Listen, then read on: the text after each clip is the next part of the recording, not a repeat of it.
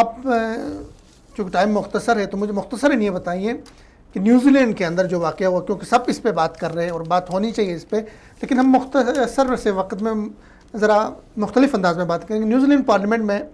تلاوت قرآن پہلی دفعہ وہاں پہ ہوئی، اس کے بعد ان کے جو وزیر اعظم تھی انہوں نے بھی بڑی اچھی اسپیچ دی وہاں پہ۔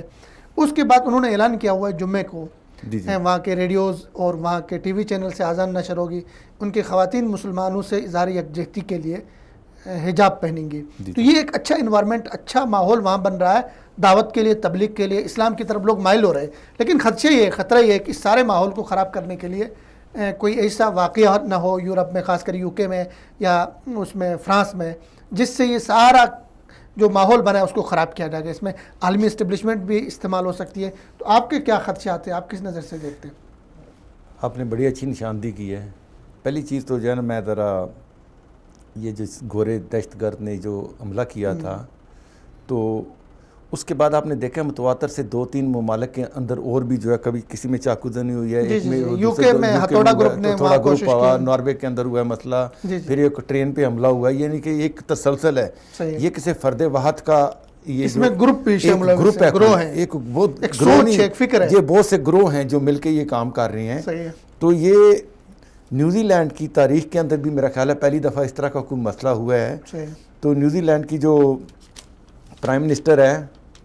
اپنا کیا نام ہے، جنیدا آرڈن صاحبہ، انہوں نے پارلیمنٹ کے اندر جو اپنا کرائسٹ چرچ کے علاقے مسجد نور کے اندر جو واقعہ ہوا تھا، اس کے انہوں نے فوری اقدامات کیے۔ اس میں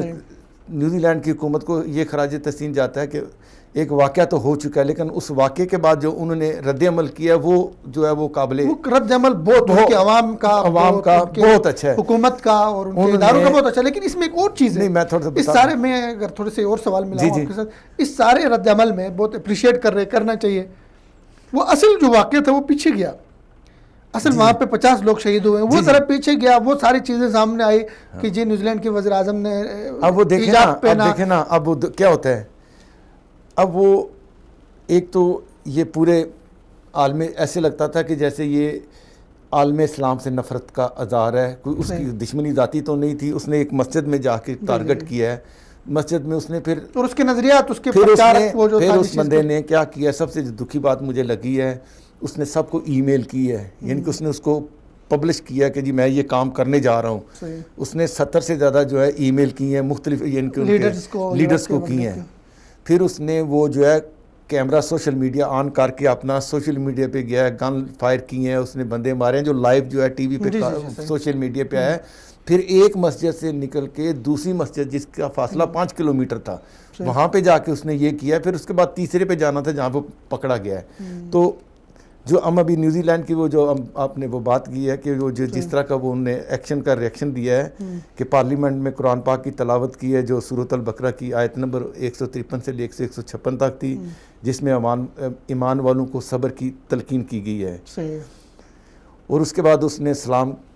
علیکم سے جو ہے وہ خطاب کیا، اور اس نے کہا کہ میں جو سب سے بڑی اس نے جو لفظ کی جو اداگی کی تھی، اس نے کہا کہ میں کبھی اس دہشت گرد کا نام اپنے منہ سے نہیں لوں گی۔ ٹھیک ہے، وہ شہرت کا طالب تھا، وہ شہرت کا طالب تھا، میں اس نے دے گی، میں نام ان کو دوں گی جن نے یہاں شہادت پائی ہے، جو یہاں کے رہنے والے تھے۔ انہوں نے پاکستان کا ہمارا ایک شہری تھا، وہ جو پی ایچ ڈی کر رہا تھا، راشد نعیم صاحب، تو ان کو انہوں نے پوری پارلیمنٹ نے خراج تحسین کیا ہے،